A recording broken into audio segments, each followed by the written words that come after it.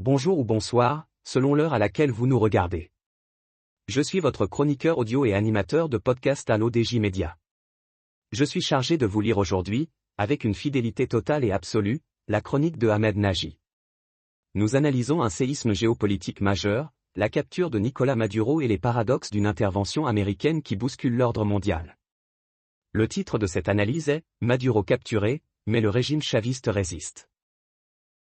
La capture spectaculaire du président vénézuélien Nicolás Maduro par les forces spéciales américaines, le 3 janvier, soulève de nombreuses questions. Ni l'armée du Venezuela n'a opposé de sérieuse résistance à l'agression américaine, ni le régime chaviste ne s'est effondré. Les frappes aériennes américaines contre des cibles stratégiques au Venezuela, suivies de l'opération spectaculaire des forces spéciales, Delta Force, pour capturer Nicolás Maduro, ont été orchestrées pour afficher la puissance des États-Unis. La déclaration triomphale de Donald Trump sur la prise de contrôle du Venezuela a cependant été perçue comme un piétinement flagrant du droit international. Loin des déclarations triomphales, la réalité sur le terrain révèle une situation bien plus complexe. Il est frappant de constater que l'armée vénézuélienne n'a presque opposé aucune résistance lors de l'assaut des bombardiers et des forces spéciales américaines. Les défenses aériennes du pays n'ont réagi que tardivement, touchant un hélicoptère américain au moment de son retrait du théâtre des opérations. L'auteur ajoute que parallèlement, les Delta Force ont échoué à neutraliser une cible stratégique pourtant cruciale dans une éventuelle prise de contrôle américaine du Venezuela, le ministre de la Défense, Vladimir Padrino López. Dans la foulée, la vice-présidente et ministre de l'Économie et des Finances Delcy Rodríguez, perçue comme une figure plus pragmatique que Nicolás Maduro, a été désignée par la Cour suprême du Venezuela pour assurer la transition. En dépit de ces événements, le régime chaviste, en référence à Hugo Chavez, le prédécesseur de Maduro, reste donc fermement aux commandes à Caracas. Le président Trump a, par ailleurs, déclaré que María Corina Machado, leader de l'opposition vénézuélienne et prix Nobel de la paix 2025, ne dispose ni du soutien ni du respect nécessaire pour diriger le Venezuela. L'auteur affirme qu'à l'évidence, Washington semble préférer traiter avec le duo Vladimir Padrino López et Delcy Rodríguez, actuels détenteurs du pouvoir à Caracas. Bien que ces derniers soient considérés comme non moins opposés aux politiques de Washington que Nicolás Maduro, ils apparaissent désormais comme des interlocuteurs acceptables pour les États-Unis. L'objectif était-il de pousser le peuple vénézuélien à se révolter?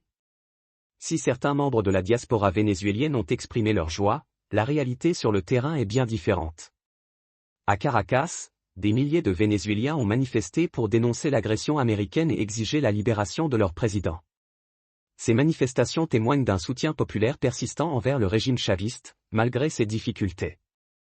Ce n'est pas sans rappeler la guerre des 12 jours entre Israël et l'Iran. En juin de l'année écoulée, l'élimination de dirigeants n'a pas déclenché le soulèvement escompté, provoquant au contraire un élan patriotique. L'auteur pense que convaincre la Russie et la Chine de laisser les États-Unis exercer leur hégémonie dans leur arrière-cour latino-américaine est un calcul risqué. Moscou et Pékin ont déclaré ne reconnaître que le régime constitutionnel au Venezuela.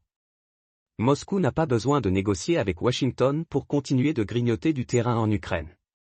Pas plus que Pékin pour maintenir la pression sur Taïwan tout en important du pétrole brut vénézuélien payé en yuan.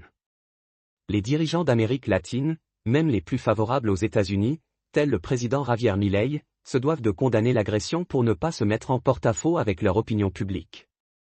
Le corollaire trumpiste de la doctrine Monroe semble alimenter un sentiment anti-impérialiste déjà profondément ancré, poussant le Sud global à se tourner vers les alternatives financières et militaires proposées par la Russie et la Chine.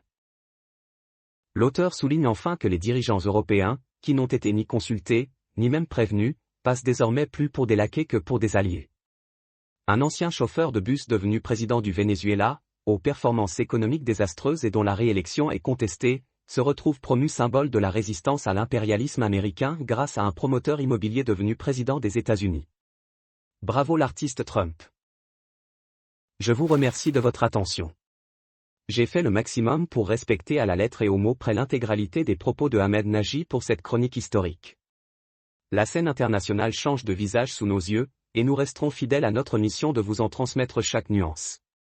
Je vous donne rendez-vous très bientôt pour une prochaine chronique. Restez connectés à l'ODJ Média.